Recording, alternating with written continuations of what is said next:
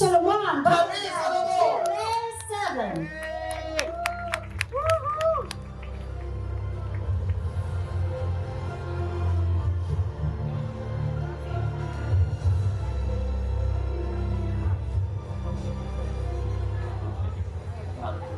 Ganda po nung sinabi niyo. It is really a hard time for comedy and TV now. Pero lalaban tayo kasi kami po hindi na namin tinitignan kung ano yung makukuha namin. We just work because we love our jobs. We work for our families. Makes us happy to make people happy. And that's what we need right now in the world.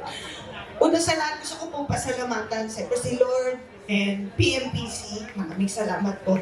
Ito dyan, siya po nakadiscover sa akin. Siya pa ang unang-una kong ina sa showbiz. Hindi ko po yan makakalimutan. And Tatay Romel Gacho, na nagpumilit po sa akin sa bubble gum kasi ayaw po nila sa akin. Dati. Lalo na si Direk Cosme. Pero ngayon love na niya ako. Si Direk Oro, Sumalangit Nawa, sila po nagturo sa akin ng tinatawag na situational comedy.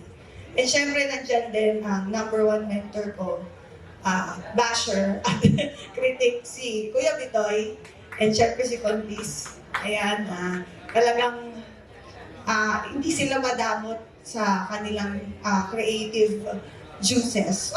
Hindi ko alam yung sinasabi ko.